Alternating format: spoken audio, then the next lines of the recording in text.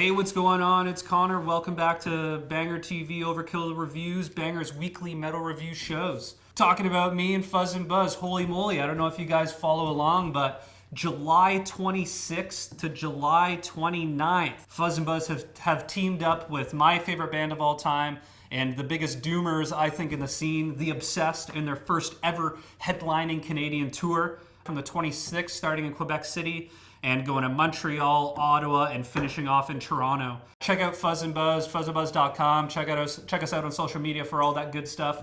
This tour is going to be massive. And we're also in the finishing stages of Witch Rot Live in the Hammer, the movie. So you guys got to put your ear to the ground for that. This week, I am reviewing Japanese serial killing doom royalty and their 7th full-length release.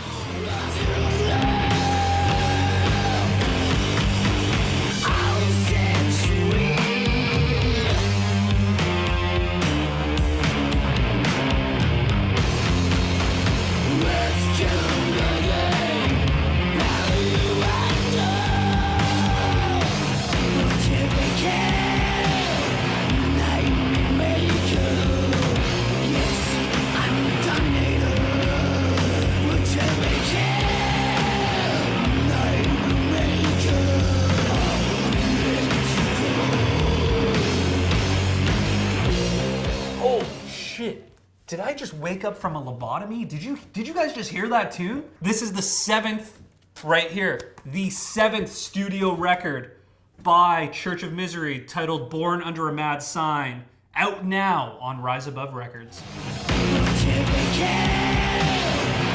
Church of Misery are a heavy rock doom sludge band hailing from Tokyo, starting their journey in 1995, potentially the year I was born. I'm not going to say more. Mastering the art of serial killer doom, creating songs about, in quotations, famous serial killers, murderers, and cult leaders. Some people dig it, some people really don't, and some people are cult members, like myself. With 7 full-length records out, numerous demos, EPs, 7 inches, 10 inches, you name it, will this record, Born Under a Mad Sign, stack up to all of their other releases? Let's dive knife first into this release and see what blood we can spill.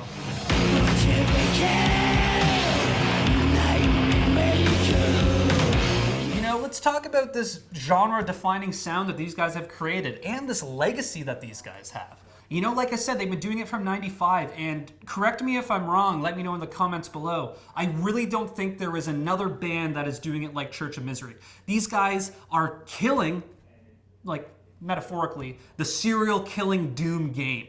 You know, these guys have songs about some terrible, terrible people. For sure they do some covers and on every record, but the majority of these songs are all about very terrible people. This album here and the legacy that these guys have created is unbelievable. Check out this song right now, Beltway Sniper. Beltway Sniper.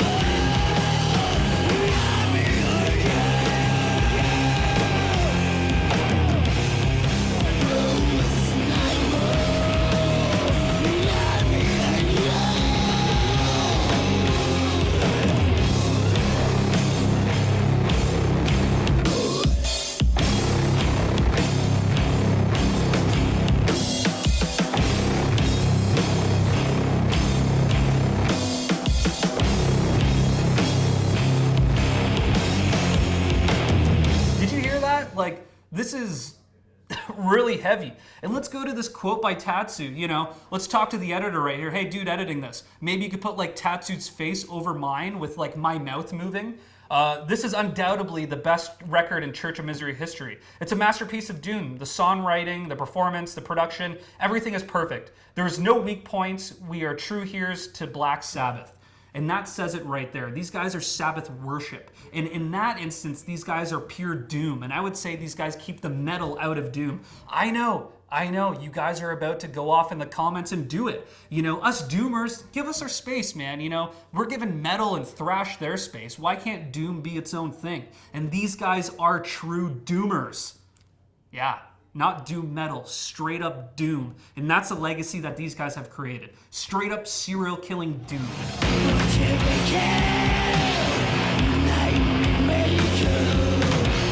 This record really sounded phenomenal, and I think it does sound better than the majority of the releases that these guys have put out. From like the 7 inches, from the EPs, everything. This album is 7 songs long and running 50 minutes, and that is pretty standard for the whole Church of Misery. You know, you can look on Discogs and look up all the releases. All the releases are 7 songs and around 50 minutes long, and this record has that too. So it's sort of perfect that it's in the same vein. And what was great about this release is I was listening to it digitally for the majority of it, but then in the mail, thank you Canada Post, for once I'm saying that, this record showed up. And then I was reviewing this record and writing my notes, listening to the vinyl. You know, so from the vinyl to the digital, I couldn't believe how bass heavy this record was. The back end of this was rattling the floorboards. Sorry to my neighbors, but I'm not sorry. This thing was absolutely bumping, even a bit more than how it sounded digital. Don't get me wrong, you know, the digital sounds awesome, but for me, I think the preferred way of listening to this record would be making all of my neighbors hear it and listening to the vinyl.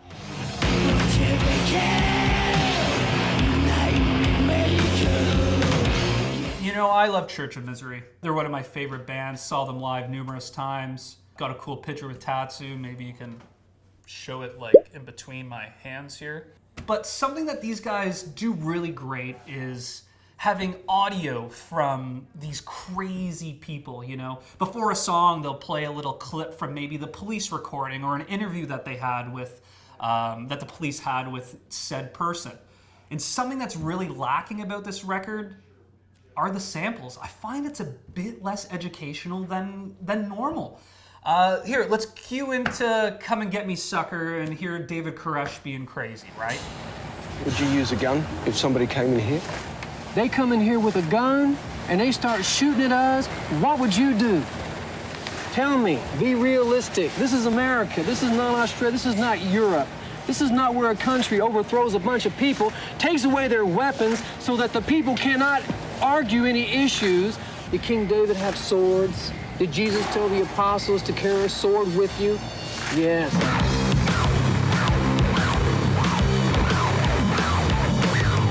All right, cool. That sounds really cool, right? And then cue Murder Castle Blues.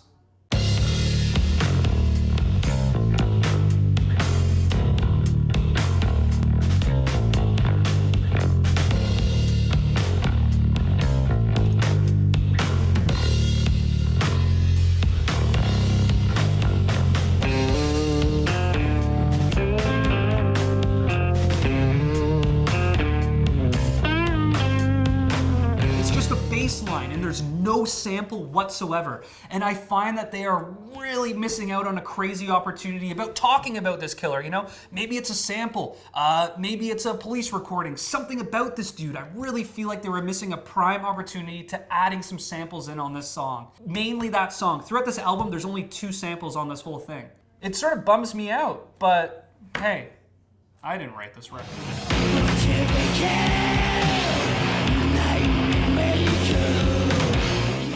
Whoa, jeez.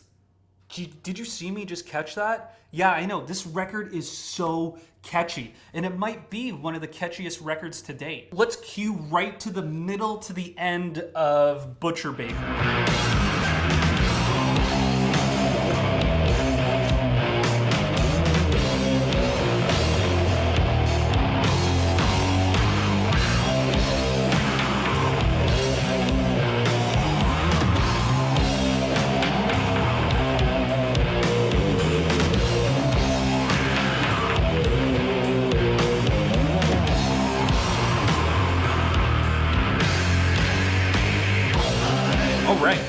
How catchy that was? Man, the riffs are just so great on this. And going back to the quote that Tatsu said, this is, in their opinion, the greatest and the riffiest and the heaviest Church of Misery record to date, which he's not wrong. These riffs are undeniably heavy. They're undeniably catchy. You know what? Let's cue to another riff here. Check out Most Evil.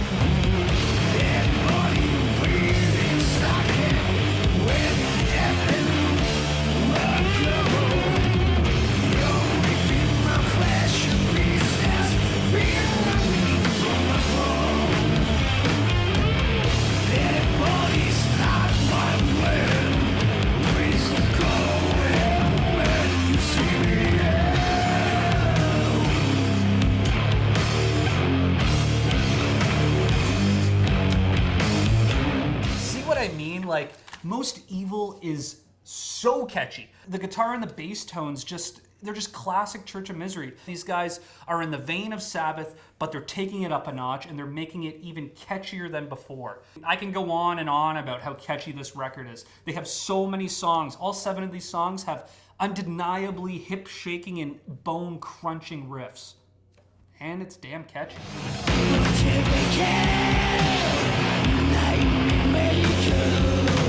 This might be controversial here. The vocals on this record, I know, I'm gonna say it. I don't think I like it as much as And Then There Were None. This album, I find, isn't as clear vocally as I would like. You know, like I said, these songs are all about serial killers, and it's sort of tough for me to make out exactly what these guys are singing about. I want to hear those gnarly lyrics. I want to read what they are, and there is no liner notes in here. I don't see any lyrics in here. What the hell are these guys singing about? I totally get that this album is going back into the roots of Church of Misery. This is like the OG Church of Misery dudes on this record. It sounds like a Church of Misery record. Everything about this is Church of Misery, but I do wish that the vocals were a bit clearer, like And Then There Were None. Like, I think that might be my favorite record of all time. It might be the only Church of Misery supergroup that I would love if they stuck with that and they kept being a band, you know? But seriously, I do think that they could have been a bit more clear, or even adding some lyrics. I want to know. I just want to know how terrible these dudes were. I could Google how terrible they were, but I want Church of Misery to sing it. I want my ears to bleed. I want my mom to start crying. Not really, love you, Mom, but give it to me, Church of Misery. Come on. The conclusion of this amazing review, let's talk about it. Overall, I think this record is really strong and it's a very fair release to Church of Misery. It's going back into the roots of who these guys are, you know? It's going back to everything that we know and love about Church of Misery. You know, it's got the riffs, it's got the hooks, it's got the samples, wish there were more. Wish the vocals were a bit clear, but it is back into the vein of Church of Misery. You know, overall, I think it's a great release, and it will be on everyone's end-of-year list. It's for sure in my top 10, you know. Listen to it, man. Don't start killing people. Just listen to the music, all right? These guys do it for you. I'm giving this 4.2 electric chairs out of 5. That was me in electric chair, you know. That's as long as you're getting of me. There, I did it again. I know you guys love that, all right? You know, some shout-outs here, sort of my favorite part. So up first, we have Head. We released their debut record a couple years ago. We did a 7-inch box set with them called the Powder Box. Now they have ventured off to do their own thing and release this awesome EP called Burning Bridges. These guys are total acid blues rockers. July 22nd is the official release date of this EP and also the official release date of the show. We are doing a show at the Baby G with Freeways and Slug. This EP is going to make everyone's hips shake, bones crunch, you know, make you want to do acid, make you want to ride a surfboard or skateboard, you name it, right? Head are awesome. You love it. Everyone loves Head. So up next, we have a super group here. So think about, you know, Bob Belch from Fu Manchu, you know, wandering off into the desert. And then he sees from afar a Gary Archie.